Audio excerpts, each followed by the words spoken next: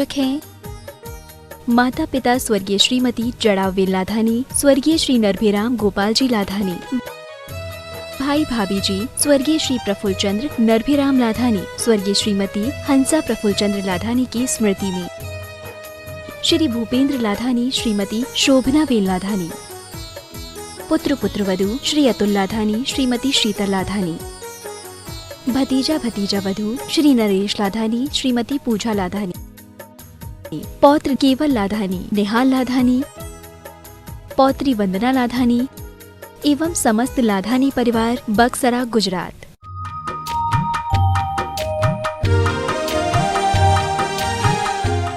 हम ज्ञान पिपासु आपके श्री चरण में विराजमान हैं, इस भाव से कि आपके द्वारा ज्ञानामृत का पान करें। अतः हमें ज्ञानामृत का पान कराकर हमारे जीवन को धन्य करें। नमोस्तु मनस्त्री, नमोस्तु मनस्त्री, नमोस्तु मनस्त्री। ओम। सभी लोग अपने दोनों हाथ जोड़ ले और मेरे साथ महामंत्र के स्मरण के लिए अपना मानस तैयार करें।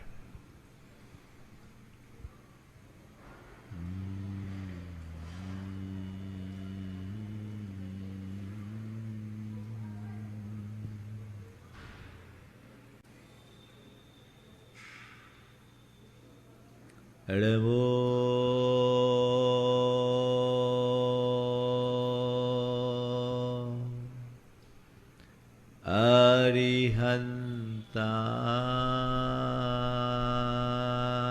अरिहन्ताणं, नमो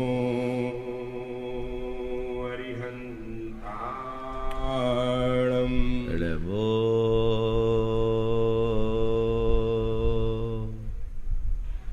सिद्धाणं, नमो सिद्धाणं, नमो आयर्याणं,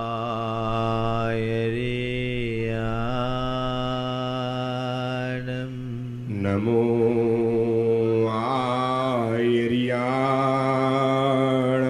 नमो वज्झायाणं, नमो वज्झायाणं, नमो लोये सवशाहुनं, नमो लोये सव्यसाहुणम्। एषो पञ्चेणमोयारो,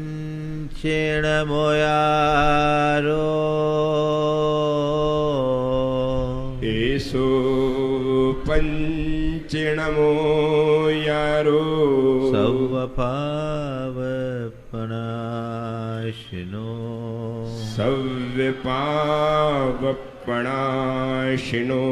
मङ्गलाळं च सव्येशिं, मङ्गलाळं च सव्येशिं, पढमं होय मङ्गलम्, पढमं होय मङ्गलम्। जय बोलो देवादिदेव 1008 श्री भगवान महावीर स्वामी की जय जय जय। अहिंसा परमो धर्म की जय जय जय। परम पूज आचार्य गुरुवर श्री विद्यासागर जी महाराज की जय जय जय। परम पूज्य आचार्य भगवान विद्यासागर परम पूज्य प्रभासागर जी महाराज की, परम पूज्य अरविंद सागर जी महाराज की। जो हमारे जीवन को गति दे वह पुरुषार्थ है। मनुष्य जीवन को पाकर जो धर्म, अर्थ और काम पुरुषार्थों के मध्य सुंदर समन्वय बना करके चलता है, वही अपने जीवन को सार्थक कर पाता है और वही मोक्ष का अधिकारी होता है। कल हमने धर्म के संदर्भ में आप सबसे बात की। आज दूसरे क्रम में अर्थ पुरुषार्थ की बात है। आज के युग में अगर देखा जाए तो आप सबका सारा पुरुषार्थ अर्थ के पीछे ही है। बच्चे प्रारंभिक दिनों से, जब से वो पढ़ाई की शुरुआत करते हैं, तब से जीवन के अंतिम क्षणों तक उनका मूल मकसद अर्थ उपार्जन होता है। अर्थ उपार्जन करना और अर्थ पुरुषार्थ करना, इन दोनों में अंतर है। जैसे तैसे पैसे कमाने का नाम अर्थोपार्जन है, लेकिन पैसे कमाते समय भी धर्म के ध्यान रखने का नाम, धर्म का ध्यान रखने का नाम अर्थ पुरुषार्थ है। आज देखना है कि हम क्या कर रहे हैं, अर्थ उपार्जन या अर्थ पुरुषार्थ। सामान्य रीति से अर्थ को अनर्थ का हेतु कहा जाता है, लेकिन वही अर्थ यदि धर्म से जुड़ जाए तो परमार्थ का साधन भी बन जाता है। अर्थ से अनर्थ भी है तो अर्थ में परमार्थ भी है। मैं आप सबको सलाह देना चाह रहा हूँ कि अर्थोपार्जन तो आप खूब करते हो, जिससे पाप होता है। अर्थ पुरुषार्थ करो जो तुम्हारे पाप को साफ कर सके। और वह कब होगा? जब तुम्हारा जीवन धर्म से जुड़ा होगा। यदि तुम्हारे अर्थ पर धर्म का नियंत्रण होगा तो जीवन में कभी भी अनर्थ नहीं हो सकेगा।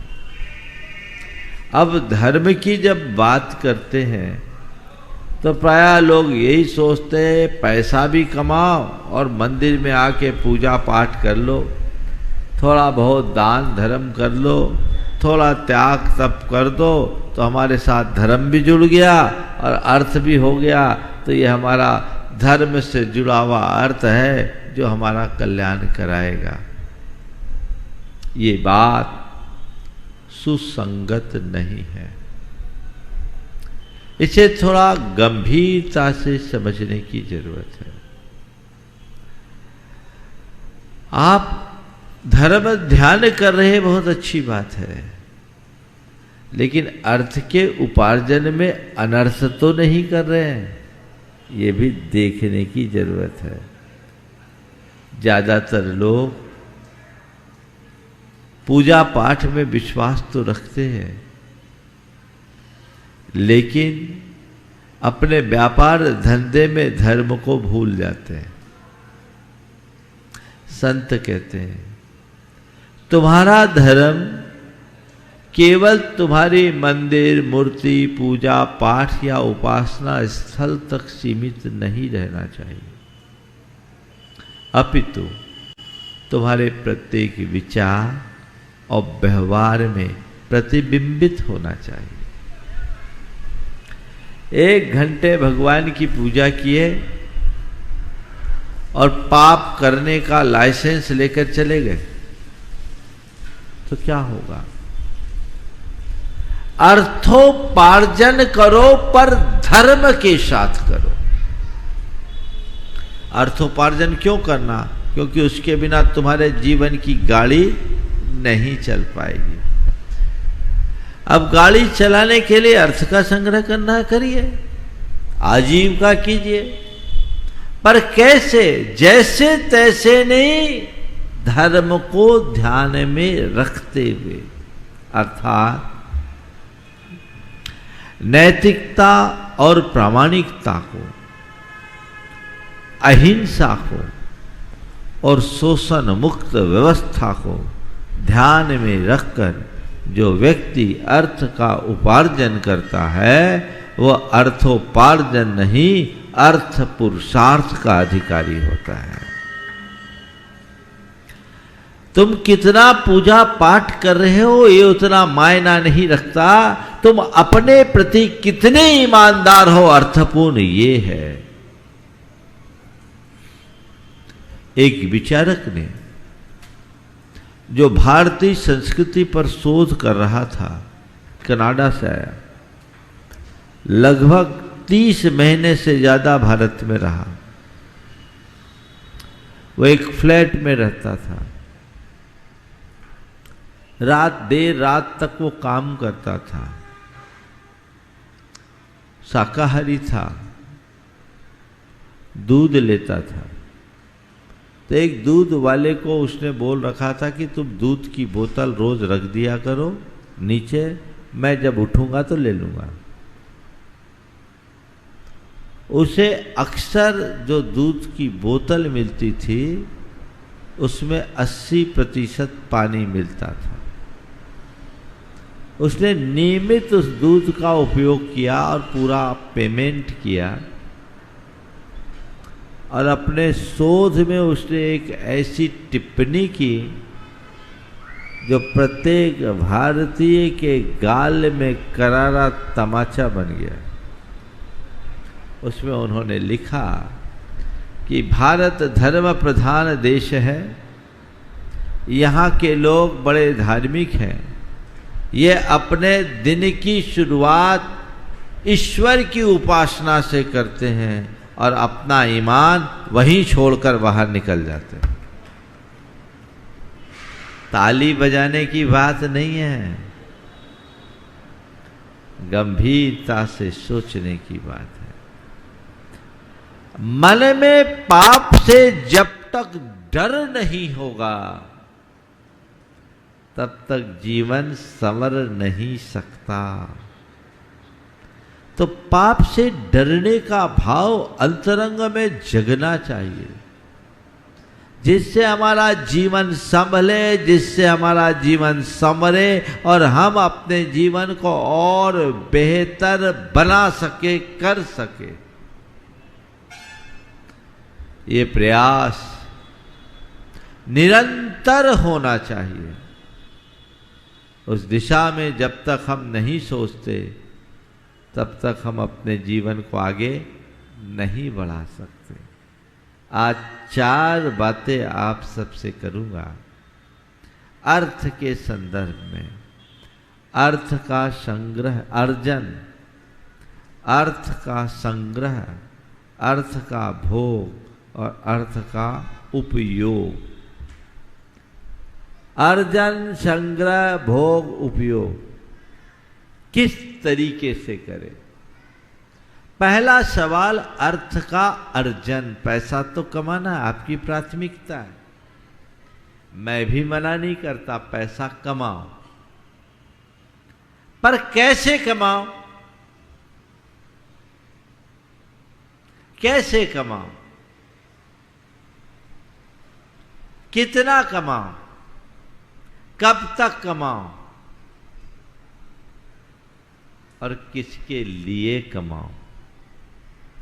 अर्थ का अर्जन करना है, कैसे करना है, कितना करना है, कब तक करना है और किस लिए करना है। ये 4 सवाल अपने सामने होना चाहिए। पहला सवाल कैसे करना है? जैसे आ जाए वैसे करना है, ठीक है? नहीं। कैसे करना है? धर्म से जुड़कर करना है, नैतिकता और प्रामाणिकता के साथ करना है, ईमान के साथ करना है, सच्चाई के साथ करना है, हिंसा से मुक्त होकर करना है, शोषण से मुक्त होकर करना है। आप ये सुनिश्चित कर सकते हैं कि मेरी कमाई नैतिकता युक्त है, मेरे व्यापार में पूर्ण प्रामाणिकता है, मैं हिंसा मुक्त और शोषण मुक्त व्यवसाय करता हूँ। अगर आप ये सुनिश्चित कर सकते हैं तो तय मान करके चलना, आपका जो अर्थ संग्रह अर्जन है वो अर्थ पुरुषार्थ है। उसे अर्थ पुरुषार्थ की श्रेणी में रखा जा सकता है। व्यापार व्यवसाय का कोई भी क्षेत्र हो, चाहे आपका अपना कोई बिजनेस हो, चाहे आपकी कोई इंडस्ट्री हो, चाहे आप सर्विस सेक्टर से जुड़े हो, चाहे आप खेती बाड़ी से जुड़े हो, हर क्षेत्र में आपको इन 4 मानकों का ख्याल रखना चाहिए। ज़्यादा व्याख्या और विवेचना करने की आवश्यकता मुझे प्रतीत नहीं हो रही है। इन बातों को आप लोग बेहतर समझते हैं, हमें खुद देखना है कि मुझे क्या करना है। अगर धर्म के प्रति तुम्हारा जुड़ाव होगा तो तुम्हारे लिए चाहे कितना बड़ा अवसर क्यों ना आ जाए,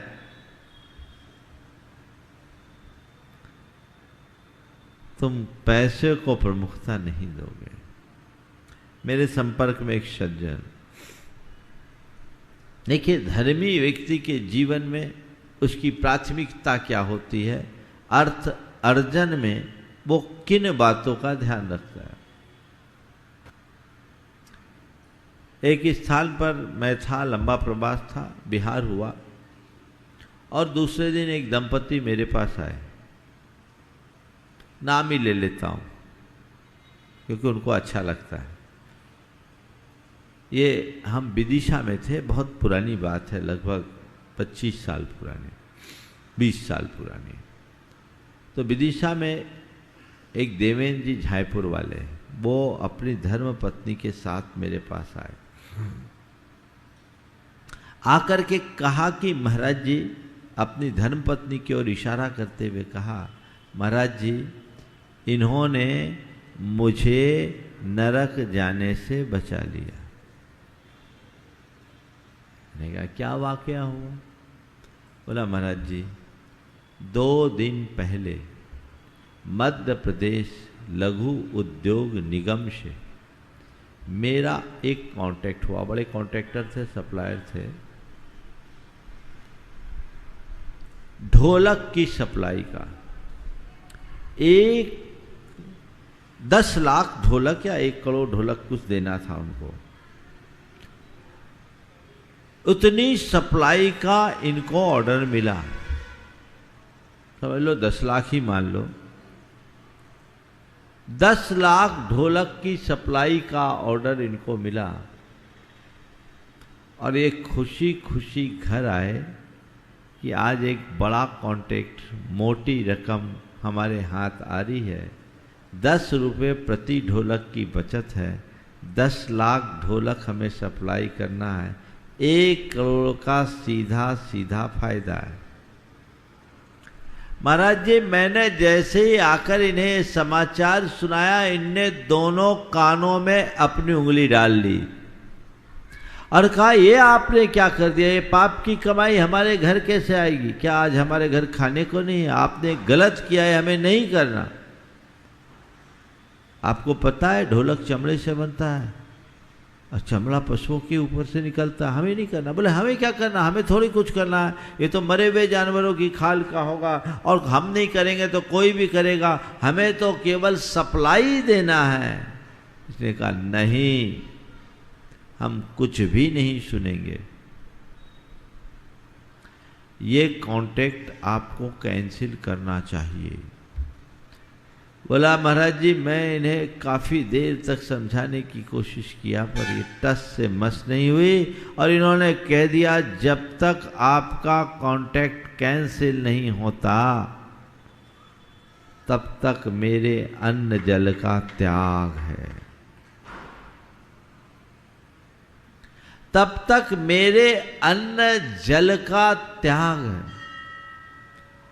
महाराज जी दूसरे दिन मुझे वापस भोपाल जाना पड़ा, मैंने पूरा कॉन्ट्रैक्ट कैंसिल किया, लौट कर आया, शाम हो गई, मैंने इनसे कहा अब तुम्हारा काम हो गया, अन्न जल ग्रहण करो।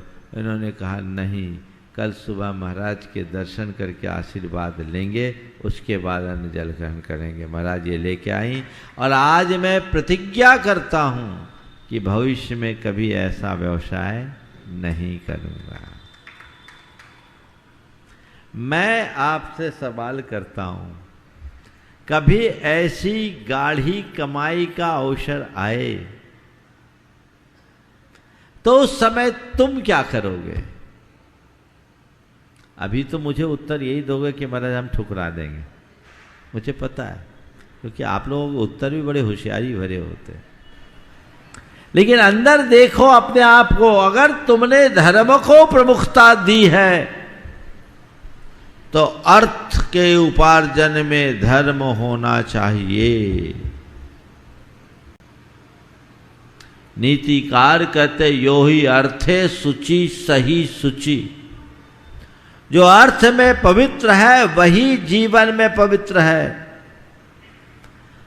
और धर्मी व्यक्ति की दृष्टि बिल्कुल साफ होती है। उसकी दृष्टि में धर्म केवल जीवन निर्वाह का साधन है, साध्य नहीं।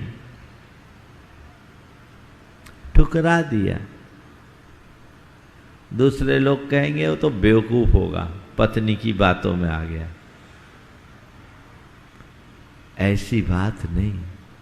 अच्छी बात किसी की भी हो स्वीकारना चाहिए, और जिसके हृदय में धर्म के प्रति सच्चा श्रद्धान होता हो कभी ऐसी बातों के प्रभाव में नहीं आता। मुझे चारों बातें आप सबसे करनी, इसलिए आगे बढ़ूंगा, ज्यादा विस्तार में यहां चर्चा नहीं करूं, नहीं तो चर्चा तो पूरी इसी में निकल जाएगी। कैसे कमाएं, अर्थ का अर्जन कैसे करें, नैतिकता और प्रामाणिकता के साथ हिंसा और शोषण से मुक्त होकर अर्थोपार्जन करें, अपना ईमान सुरक्षित रखें, अपने उसूल दृढ़ रखें, अपने मूलभूत सिद्धांतों को कतई प्रभावित न होने दें। कितना कमाना, कितना कमाना, जितना जरूरत हो उतना कमाना। अब तुम्हारी जरूरत की तो सीमा है नहीं, तो मैं तुम्हें कितना कमाना का एक अलग पैमाना दे देता हूं, जितने में तुम्हारे शरीर का स्वास्थ्य प्रभावित ना हो, मन की शांति खंडित ना हो, परिवार का प्रेम बना रहे और धर्म के कार्य में समय मिलता रहे, उतना ही कमाना। उससे ज्यादा कमाने की कोशिश मत करना। लोग पैसा कमाते नहीं, पैसा कमाने के पीछे पागल हो जाते हैं। कई लोग तो ऐसे भी देखने को मिलते हैं जिन्हें खाने के लिए भी वक्त नहीं मिलता। क्यों? ये पागलपन है। ज्यादातर बिजनेसमैन को आप देखोगे डायबिटिक मिलेंगे। भाग दौड़ की जिंदगी है, डायबिटिक है, कार्डिक प्रॉब्लम है, 10 तरह की दवाइयां उन्हें खानी पड़ रही। क्यों? अनियमित दिनचर्या है। अगर नियमित दिनचर्या रखो तो देखो चक्रेश जी जैसे 80 वर्ष में भी फिट। दिनचर्या नियमित। आपने अपना सिस्टम ही बिगाड़ दिया, क्योंकि तुम्हारी प्राथमिकता में केवल पैसा आ गया। ये लिमिटेशंस होना चाहिए, ये लिमिटेशन होना चाहिए। अन्यथा पैसा पैसा क्या होता है? केवल बोझ बनकर रह जाता और कुछ नहीं। कितना कमाना, कब तक कमाना? मरते दम तक।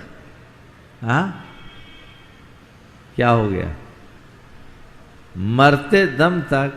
अरे महाराज, मरने के दम की बात छोड़ो, बस चले तो परलोक में भी। एक आदमी मरा, उसका लेखा जोखा देखा गया, पूछा भैया ये बताओ कहाँ रहना चाहोगे, स्वर्ग में या नरक में? उसने कहा जहाँ दुकान अच्छी चले, जहाँ दुकान अच्छी चले। ये सोच नहीं। कब तक? जब तक जरूरत हो। जीवन के प्रारंभिक दौर में धन कमाना जरूर आवश्यक है, करो। जब तुम्हारी संतान योग्य हो गए और तुम्हारे दायित्व पूर्ण हो गए, तब तुम्हें पैसा कमाने की जगह पुण्य कमाने का रास्ता चुनना चाहिए। अब किसके लिए अर्जित करोगे? किसके लिए अर्जन?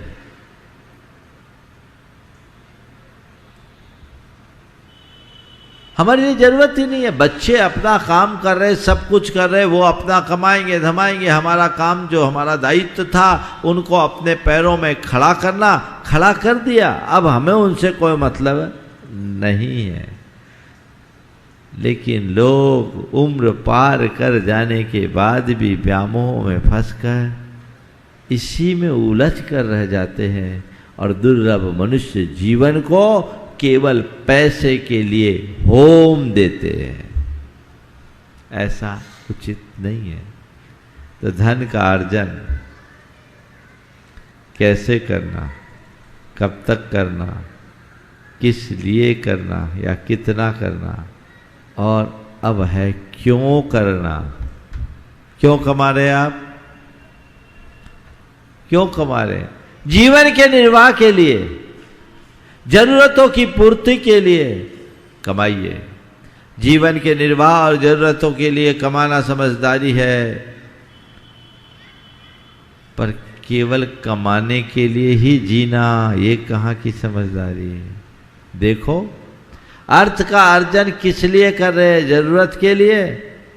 जरूरत के लिए करो, जरूरतमंदों के लिए करो, कोई बुराई नहीं, पर केवल कमाने के लिए कमाना कहाँ की समझदारी है। और आज के दौर में देखने में यही मिलता है कि जरूरत के लिए कमाने वाले लोग कम हैं, कमाने के लिए कमाने वाले लोग ज़्यादा हैं। और देखो, एक बात और बताता हूँ, जो जरूरत के लिए कमाते हैं ना, वो जीवन का सही मजा भी लेते हैं, और जो कमाने के लिए कमा रहे हैं उनके लिए तो जिंदगी जीते नहीं, ढोते हैं। तुमसे अच्छा एक मजूर है, अगर कोई मौका आ गया 15 रोज काम नहीं करना तो 15 रोज काम नहीं करेगा, फुल एंजॉय करेगा। और तुमको तो बुखार भी चढ़ जाए तो पैरासीटामॉल लेकर के ऑफिस में बैठो। तुम्हें फुर्सत ही नहीं है 2 दिन के लिए भी कहीं जाने आने की, ना अपने परिवार के साथ समय बिताने के लिए, ना अपने परिजनों के साथ समय बिताने के लिए, कहीं नहीं। बोलो, होता है? लोग बोलते हैं महाराज जी, हम लोग तो सोचते रह जाते, स्टाफ के घर शादी है या किसी के यहाँ उसके रिश्तेदार के यहाँ शादी, 8 दिन नहीं आना, 10 दिन नहीं आना तो नहीं आना। तो बोलो, वो ज़्यादा अच्छा कि तुम उसको मजदूर कहते हो, पर सच्चे अर्थों में तुम मजूर बन गए। जो अंदर से मजबूर कर दे वही मजदूर है। अपने आप को बदले। तो अर्जन। अब दूसरा है संग्रह। अर्थ के अर्जन के बाद संग्रह। संग्रह करना आवश्यक है, करिए, कोई बुराई नहीं। कुछ लोग बोलते हैं पैसे का संग्रह मत करो, मैं इसके पक्ष में नहीं हूँ। आप गृहस्थ हो, पैसे का संग्रह आवश्यक है, अपेक्षित है, कीजिए, कोई मनाही नहीं। पर संग्रह कितना, किसके लिए, कब तक, ये सोचिए। संग्रह नहीं करोगे तो काम भी नहीं चलेगा, जरूरत है। पर संग्रह के लिए या संग्रह अनुग्रह के लिए? बोलो। नदी में बांध बनाए जाते हैं। बांध बनाने का मतलब क्या? पानी को रोकना, उसका संग्रह करना। पर जो बांध बनाया जाता है वह केवल पानी को रोकने के लिए बनाया जाता है, या रुके हुए पानी को नहरों से वहां पहुंचाने के लिए बनाया जाता है जहां उसकी आवश्यकता है? किस लिए? बोलो। बांध नहीं बनाएंगे तो सारा पानी समुद्र में बह जाएगा। बांध बना करके रोक लिए तो वो पानी काम में आ सकता है, हित में काम आ सकता है, उसका उपयोग हो सकता है। पर पानी बांध में रोकना नहीं होता, रोक करके उसे सही दिशा में लगाया जाता है। अगर बांध में पानी आता रहे और बांध के गेट न खोले, नहरों और के माध्यम से उसे बाहर न निकाला जाए तो विप्लवकारी बन जाएगा, बांध टूट जाएगा। होता है ना, धनबाद के आसपास तो बांध है ना, है ना, आप लोगों ने देखा है, गेट खुलते बरसात में, इसकी एक व्यवस्था होती है, कितना क्यूसेक पानी आ रहा है, हमें कितना क्यूसेक पानी छोड़ना है। जिस अनुपात से पानी आता है उसी अनुपात से पानी को छोड़ा जाता है।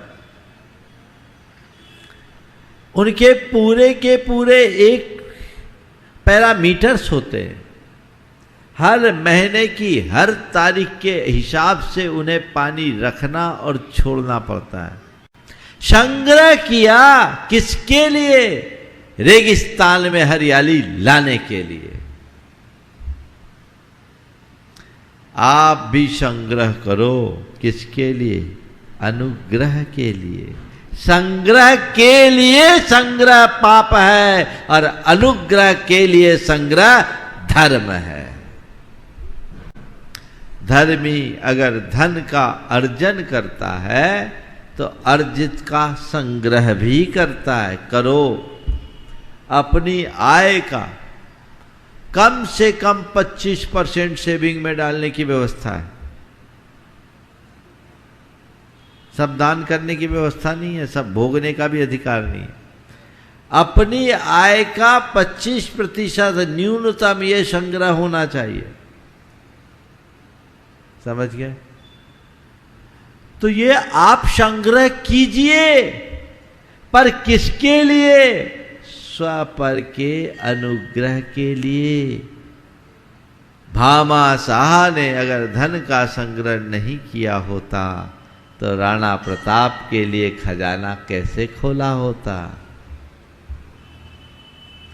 वो जैन था, उसके हृदय में धर्म था, वो धर्म के मर्म को जानता था और वो समझता था कि इस वक्त अपनी राष्ट्र की सेवा करना मेरा सबसे बड़ा धर्म है, इसलिए इस धन को लगा दो। और न केवल उसने अपना धन दिया, अपितु खुद भाला लेकर राणा प्रताप के साथ सेनापति बनकर युद्ध का नेतृत्व भी किया। आप संग्रह कीजिए, संग्रह नहीं करोगे तो लगाओगे कैसे? धर्म के साथ संग्रह कीजिए और संग्रहित धन का अनुग्रह के लिए उपयोग कीजिए। आज संग्रह करने की तो तत्परता है, पर सब संग्रहित करके रखने वाले लोग ज्यादा है। हाँ? लोग अपने एसेट्स को बढ़ाना चाहते हैं। बढ़ाइए, मुझे आपत्ति नहीं है, पर इतना ही कहना चाहूँगा, एसेट को बढ़ाने में कहीं अपसेट मत हो जाओ। समझ गए? कितना एसेट, खुद को भी तो सोचो। ये धन तुम्हारे लिए बोझ ना बन जाए। बहुत सारे लोग हैं जिनके पास अपार पैसा है, लेकिन पैसा जोड़ जोड़ के ही रखना जानते, उनने कभी खर्चा किया नहीं, उपयोग नहीं किया, उपभोग नहीं किया, तो वो धन उनके लिए बोझ बन गया, पत्थर से भी बेकार। आए दिन आप लोग सुनते ना, इनके यहाँ से इतना निकल गया, इनके यहाँ से इतना निकल गया। वो क्या काम का पैसा? सही तरीके से कमाओ, उस पैसे को रिजर्व फंड में रखो और कोई भी आ जाए तो उसको खोल करके दिखा दो, कोई तकलीफ नहीं होनी चाहिए। क्यों? क्योंकि मेरा पैसा धर्म के साथ कमाया हुआ है, इसमें कोई बेईमानी का काम ही नहीं। खुला चैलेंज, आओ देखो और उसका उपयोग करो। तो अर्जन, फिर संग्रह। संग्रह अनुग्रह के लिए। नदी में जितना पानी आता है उतना ही पानी बांटा जाता है। धन को नदी के समान कहा है। देखिए नदी क्या करती है, अपने पास पानी रखती है कि सब छोड़ देती है? नदी बहती है, बांटती है, और जितना बांटती है नदी का स्वरूप उतना बढ़ता जाता है, सागर बन जाता है। और देखिए, एक बार मुझसे पूछा किसी ने कि महाराज जी, नदी का पानी मीठा और सागर का पानी खारा क्यों होता? अब कोई भी पूछ ले। तो मैंने उनसे उत्तर दिया कि देखो भाई, नदियाँ केवल बांटती है, अपने पास कुछ नहीं रखती।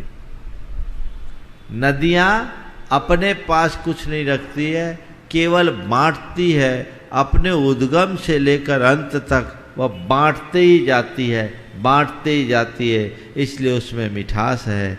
और समुद्र केवल संग्रह करता है, किसी को कुछ बांटता नहीं, इसलिए खारापन है। समझ गए बात को? संग्रह कैसा भी हो, वहाँ खारापन है, और जहाँ वितरण है वहाँ मिठास है। तो बस संग्रह के साथ वितरण की तरफ दृष्टि होनी चाहिए। आ रहा है पैसा, उसी अनुपात से लगाते जाओ। धन के अर्जन के साथ धन का संग्रह हो, अपेक्षित संग्रह करो, लेकिन संग्रह किसके लिए? अनुग्रह के लिए। ये भावना उसके ही हृदय में विकसित होती है जिसके अंतस में धर्म होता है। वो बाकी चीजों को गौण कर देता है। देखिए, धर्म के प्रति लगाव रखने वाले के कैसे भाव होते हैं। मैं सम्मेद शिखर जी में था, एक बुजुर्ग महिला मेरे पास आई। उसने अपनी भावना प्रकट करते हुए गुणायतन के लिए 11 लाख रुपए की राशि देने का भाव प्रकट किया। उसकी हालत देखकर मुझे थोड़ा आश्चर्य सा लगा। वो 300 रुपए की भी साड़ी नहीं पहनी होगी। मैंने सोचा कि इतनी सामान्य स्थिति की ये महिला है और ये राशि देना चाह रही है, और बड़े गदगद भाव से आंखों में आंसू है। मेरे पैसे का सदुपयोग हो जाए ऐसा भाव है। मैंने पूछा कि अम्मा जी, आप करती क्या हो, पैसे कहाँ से दोगे? बोले महाराज जी कुछ नहीं, मेरे पति टीचर थे, मैं टीचर हूँ। वो चले गए, उनकी पेंशन आती है और मेरी पेंशन आती है। हमने ठीक है, इतना पैसा तुम दोगे, बेटो बेटो से पूछ लिया? बोले महाराज किसी से पूछने की जरूरत नहीं, एक बेटा था, वो भी अमेरिका रहता। बोले ठीक है, तो भी तुम इतना दे रही हो, कैसे दे? नहीं महाराज, हमारे अब कोई खर्च नहीं है। और उसकी आंखों से आंसू और बहने लगे। मैंने पूछा क्या बात हो गई? बोले महाराज क्या बताऊं, हमारी एक बड़ी कोठी थी। हमारे पति जब गए उस समय मेरे बेटे की उम्र 12 साल की थी। मैंने संघर्ष करके बेटे को पढ़ाया, उसने IIT पास किया और अमेरिका में उसकी जॉब लग गई। एक लड़की से उसकी शादी कर दी, दोनों जॉब में थे। बेटा गया, उसके बाद रोज़ मुझसे पैसों की मांग करने लगा। मेरे पास जो जमा पूंजी थी, PF वगैरह का भी जो पैसा था, मैंने सब उसे दे दिया। यह कह करके उसने मुझसे पैसा मांगा कि मुझे बिजनेस करना है, बड़ा इन्वेस्टमेंट है, आप मुझे दो, सब दे दी। और महाराज जी ये सब दिया सो दिया ही। एक दिन मुझसे पावर ऑफ अटर्नी ली और मेरी कोठी भी उसने बेच दी। महाराज मेरे बेटे के काम में आने के लिए कोठी बिक भी गई तो मुझे उसकी परवाह नहीं, लेकिन मुझे तकलीफ तब हुई कि कोठी बेचा और उसने मुझे बताया नहीं। मेरे पास तो सामने वाले आ गए और आपको घर खाली करना पड़ेगा। महाराज भरा पूरा घर मुझे 8 दिन में आनन फानन खाली करना पड़ा। मेरा मन दुख रह गया। और महाराज जी 6 साल हो गए, आज तक उसका कोई कॉल नहीं आया। मैं भी सोचती हूँ चलो अब ये मेरे मोह को समाप्त करने का निमित्त आ गया है, मुझे किसी से कोई शिकायत नहीं। महाराज अब मेरे पास कोई खर्चे नहीं है, मैं एक किराए के मकान में रहती हूँ। और एक वक्त भोजन पानी करती हूँ, मेरा कोई खर्च नहीं। मेरा जो पैसा है अब मैं सोचती हूँ एक अच्छे कार्य में लग जाए। मैं नियमित आपका शंका समाधान और प्रवचन टीवी के माध्यम से सुनती हूँ। तब से मेरे मन में ये भाव था कि मैं इसका सदुपयोग करूं। क्या करूंगी, एक दिन तो सब छूट जाना है। जो अच्छे कार्य में लग जाए वही अच्छा है। जिसके हृदय में ऐसा भाव होता है वो अपना सर्वस्व लगाने में भी कुछ नहीं सोचता, और जिसका हृदय भाव शून्य होता है वो एक पाई लगाने की भावना नहीं रखता। अर्जन, संग्रह, भोग, अगर आप धर्म से जुड़े हो तो धन का भोग तो करोगे, लेकिन पाप में कम। आप देखो, धन का भोग करते हो तो किस में कर रहे हो? अच्छे कार्य में लगाओ, बुरे कार्य में कम से कम लगाओ। आज सुरा सुंदरी के चक्कर में पैसा बहाने वाले लोग बहुत हैं। पैसा कमा रहे और पाप में लगा रहे, व्यसन बुराइयों में लगा रहे। मैं एक स्थान में था, एक व्यक्ति मेरे पास आया। वहां पर एक पारमार्थिक कार्य था, उसके लिए उनसे दान की अनुमोदना निवेदन किया गया, क्योंकि वो संस्था उनके दादाजी के द्वारा स्थापित थी। बामुश्किल उसने 11,000 रुपये दिए, और बाद में मालूम पड़ा कि वो व्यक्ति जिस होटल में रुका हुआ है, अपना जन्मदिन मनाने के लिए आया था। उस होटल के जिस सूट में रुका हुआ था वो ₹1,00,000 दिन का सूट था। और मुझे बताया, महाराज जी 5 दिन में उस आदमी ने लगभग 28 लाख रुपए फूंक दिए। वहाँ फूंकने के लिए 28 लाख रुपए उसके पास थे, पर परमार्थ के कार्य के लिए 11,000 रुपया भी मुश्किल से निकला। भोग अगर पाप में करोगे तो भविष्य में दरिद्र बनोगे, भिखारी बनोगे, इसमें कोई संशय नहीं। तो पहली बात, भोग करो तो देखो ये भोग पाप में कम हो। दूसरी तरफ मेरे संपर्क में ऐसे लोग भी हैं जो दान धर्म का काम हो तो लाखों रुपया देने को तत्पर हो जाए, लेकिन फालतू में 5 पैसा भी खर्च नहीं करते। किराए की गाड़ी से चल जाएंगे, बस पे चल जाएंगे, कष्टों में रह लेंगे, ज्यादा लग्जरियस नहीं बनेंगे। बोले ये क्या, ये तो पाप का काम है, इसमें हम खर्च क्यों करें, हमें परमार्थ में अपना धन खर्च करना है। ऐसी सोच जिनके अंतर मन में हो जाती है, वे कभी भी नहीं डगमगाते, अंदर से मजबूत बने रहते हैं। आप अपने धन को कहाँ खर्च रहे हो ये देखो। तो कुछ लोग हैं जो धन को भोगते हैं और पाप कमाते हैं, और कुछ लोग ऐसे इतने कंजूस हैं कि धन को भोगना भी नहीं जानते, न खाते न खिला पाते। हाँ, कंजूस होते। कुछ भी एकदम कंजूस होते हैं ना, जिनको आप लोग मक्खी चूस कहते हैं, भोग भी नहीं जानते। एक आदमी था, बड़ा कंजूस था, प्राय उपवास करता था, और उसकी पालना भी जिस किसी के घर करता था, अपने घर नहीं करता था। आज मेरा 14 का उपवास है, अष्टमी का है, एकादशी का है, पंचमी का है, और मैं चाहता हूँ ये पुण्य लाभ आप ले लो। पैसा अपार्थ। एक रोज उसके यहाँ चोरी हुई, चोर को बहुत माल मिला। अब जिंदगी भर जिसने कमाया हो, खर्चा ना हो, तो उसके यहाँ माल तो मिलेगा ही। चोर ने सोचा जीवन में पहली बार ऐसा माल मिला है, कुछ पुण्य का काम कर लूँ। उसने एक मंगत दी, पूरे गांव को भोज दिया। गांव के लोगों के भोज में वो भी पहुंच गया। अब जब खाने के लिए बैठा तो मुंह में कौर डाले, वो कौर क्लिक होकर बाहर आ जाए।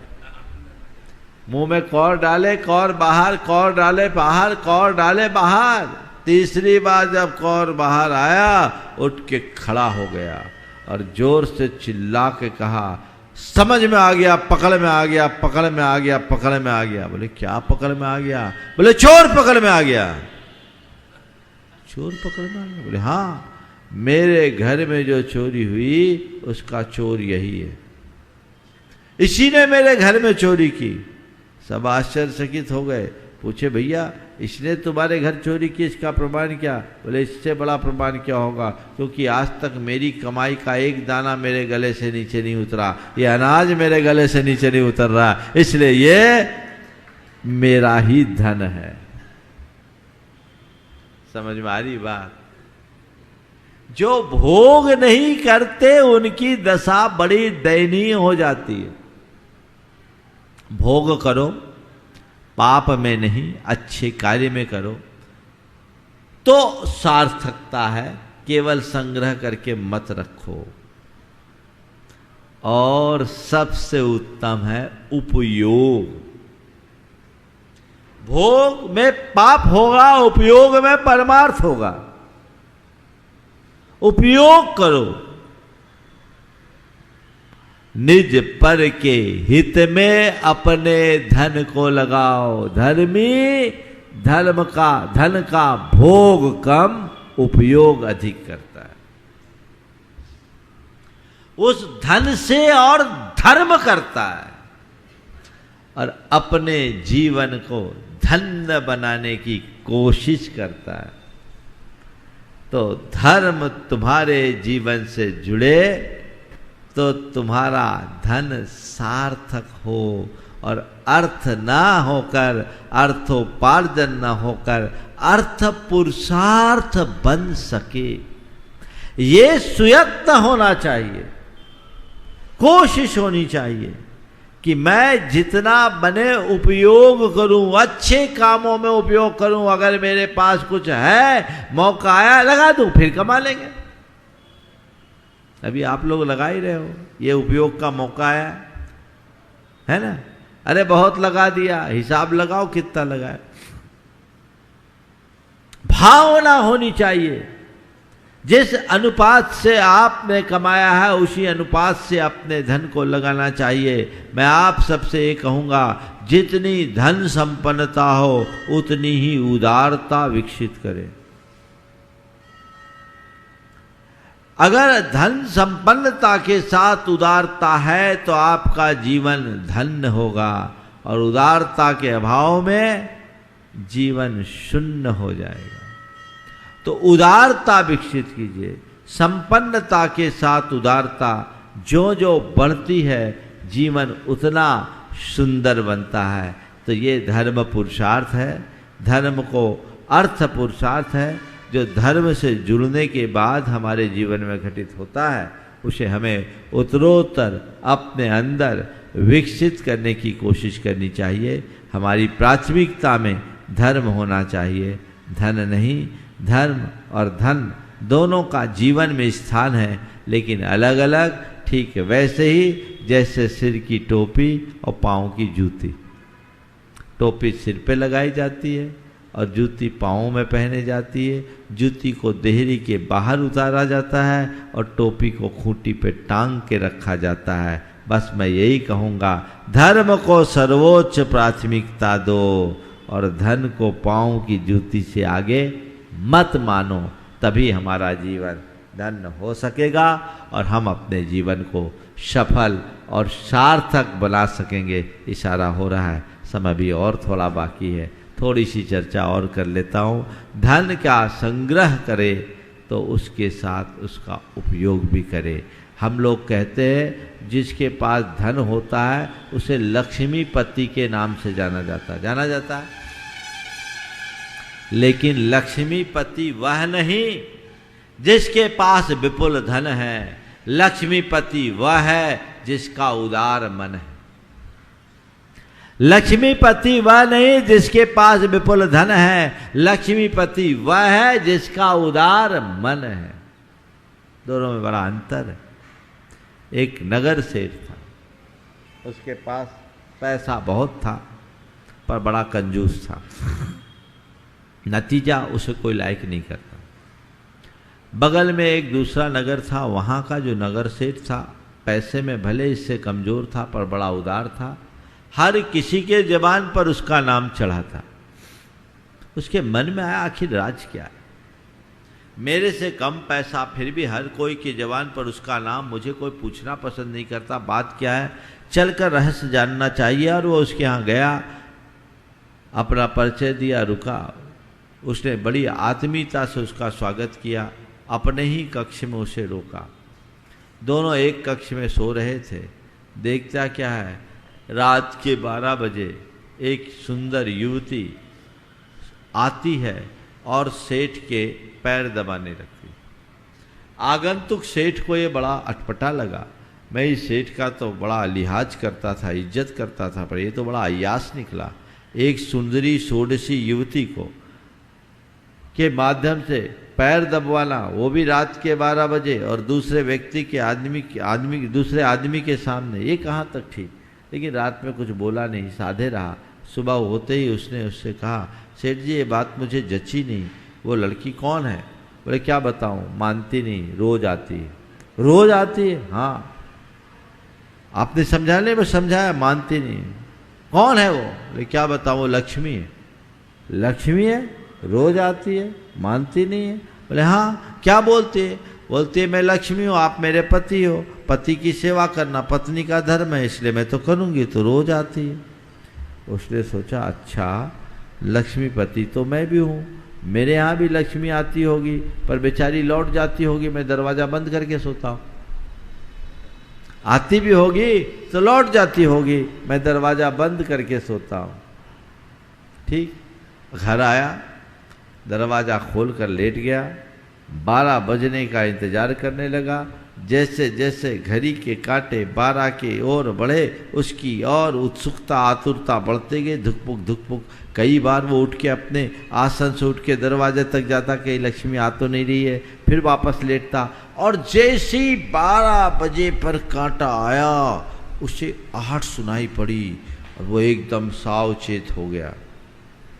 देखा सामने से आकृति आ रही, उससे रहा नहीं गया, उठ के गया। और जैसे उठ के गया तो सामने जो आकृति थी वो बड़ी विकराल आकृति थी। हाथ में नरमुंड लिए और एक कटार लिए थी, बाल बिखरे हुए। उसे देखकर एकदम उसकी घिग्गी बन गई और जैसी वो आकृति आई, जोर से उसके बाल पकड़ ली। उसने पूछा घिघियाते हुए कि आप हो कौन? तो उसने कहा मैं लक्ष्मी हूँ, मैं लक्ष्मी हूँ। तुम लक्ष्मी हो, मैं तुम्हारा पति हूँ, तुम्हें तो मुझे मेरी सेवा करनी चाहिए। बोले नहीं, तुम मेरे पति नहीं, दास हो। मैं अपना पति उसे मानती हूँ जो मेरा उपयोग करता है और जो मुझे केवल संग्रहित करके रखता है, मैं उसे दास मानती हूँ। जो मेरा पति है उसकी सेवा में मैं तत्पर हूँ, और जो मेरा दास है उसके लिए तो एक खंजर ही है। कहते उसने खंजर चलाकर उसकी गर्दन वहीं अलग कर दी। पता नहीं ये कहानी कितनी काल्पनिक है, लेकिन इसका कथ्य 100% सत्य है। जो धन का सदुपयोग करता है उस पर धन की कृपा बरसती है, और जो धन के संग्रह में ही लगा रहता है, एक दिन उसका निधन हो जाता है, अंत हो जाता है। धन पाकर, धर्म से जुड़कर धन कमाओगे तो जीवन धन्य बनेगा, अन्यथा तुम्हारा जीवन का कहीं भी कभी भी अंत हो जाएगा। जीवन का अंत न हो, जीवन सही दिशा में आगे बढ़े, इस पुनीत भाव के साथ आज मैं यहीं पर विराम दे रहा हूँ। बोलिए परम पूज्य आचार्य गुरुवर श्री विद्यासागर जी। जय जय। इस कार्यक्रम के पुण्यार्जक थे माता पिता स्वर्गीय श्रीमती जड़ावेल लाधानी, स्वर्गीय श्री नरभिराम गोपाल जी लाधानी, भाई भाभी जी स्वर्गीय श्री प्रफुल्ल चंद्र नरभिराम लाधानी, स्वर्गीय श्रीमती हंसा प्रफुल्ल चंद्र लाधानी की स्मृति में श्री भूपेंद्र लाधानी, श्रीमती शोभना वेल लाधानी, पुत्र पुत्रवधू श्री अतुल लाधानी, श्रीमती शीतल लाधानी, भतीजा भतीजा वधू श्री नरेश लाधानी, श्रीमती पूजा लाधानी, पौत्र केवल लाधानी, निहाल लाधानी, पौत्री वंदना लाधानी एवं समस्त लाधानी परिवार, बक्सरा, गुजरात।